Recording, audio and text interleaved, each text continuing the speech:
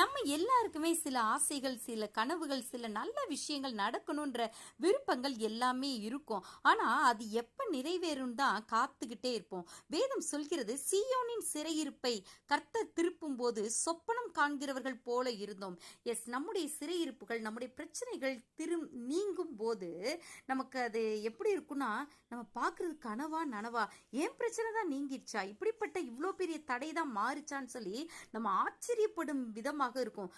நான் பார்க்கறது ட்ரீமா, real life தானான்னு நினைக்கிற அளவுக்கு நம்முடைய சிறையிருப்பை, நம்முடைய பிரச்சனைகளை கர்த்தர் மாற்ற போதுமானவராக இருக்கிறார். அப்படி நமக்கு நடக்கும்போது, அந்த நல்ல காரியம் நடக்கும்போது நம்முடைய வாய் நகைப்பினாலும் நம்முடைய நாவு ஆனந்த சத்தத்தினாலும் நிறைந்திருக்கும். பார்த்தீங்களா, அவ்வளோ பெரிய சந்தோஷம் இருக்கும். அப்பொழுது கர்த்தர் இவர்களுக்கு இவ்வளவு பெரிய காரியங்களை செய்தார் என்று புறஜாதிகளுக்குள்ளே சொல்லி கொண்டார்கள். மற்றவங்க அதை பார்த்து சொல்லுவாங்க, இவங்க பாருங்களேன், இவங்க கர்த்தரை விசுவாசிச்சாங்க, ஏசப்பா அவங்களுக்கு எவ்வளோ பெரிய காரியம் செஞ்சிருக்கிறான்னு சொல்லிட்டு.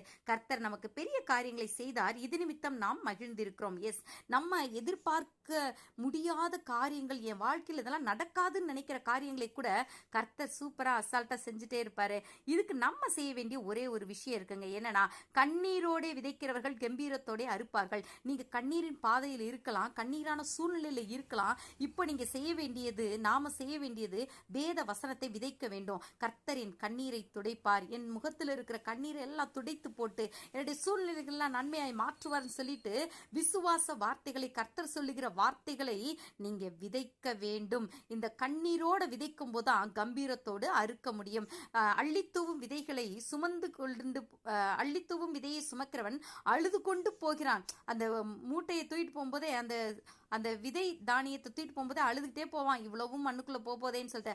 ஆனாலும் தான் அறுத்த அரிகளை சுமந்து கொண்டு கம்பீரத்தோட திரும்ப வருவான். அதே மாதிரி தாங்க நாமும் கூட கண்ணீர் விடக்கூடிய சூழ்நிலை, ரொம்ப கொடூரமான ஒரு காரியத்துல நம்மனால வேத வசனங்களை விசுவாசிக்க கூட முடியாத மாதிரி இருக்கும். ஆனா நம்ம விசுவாசித்து அந்த கண்ணீரின் சூழ்நிலையிலும் கர்த்தர் என்னுடைய சிறையிருப்பை மாற்றுவார், கர்த்தர் எனக்காக யாவையும் செய்து முடிப்பார், கர்த்தரை நம்புகிற நான் ஒருபோதும் வெட்கப்பட்டு போவதில்லை, மற்றவங்க என்ன அற்பமா நினைக்கிற அளவுக்கு நான் ஆவதில்லைன்னு சொல்லி நீங்க விசுவாச வார்த்தையை பேசி பாருங்களேன்.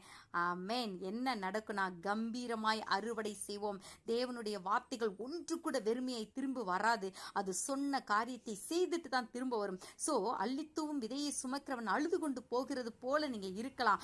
ஆனாலும் அவன் அழுது கொண்டே விதைகளை விதைத்தான். அதே போல நாமும் கூட நம்முடைய சூழ்நிலைகள்ல விதைகளை விதைப்போம், வேத வசனத்தை விதைப்போம், அந்த விசுவாசத்தை விதைப்போம். கண்டிப்பா பெரிய ஆசீர்வாதத்தை பெற்றுக்கொள்வோம். சொப்பனம் காண்கிறவர்கள் போல மகிழ்வோம். God bless you.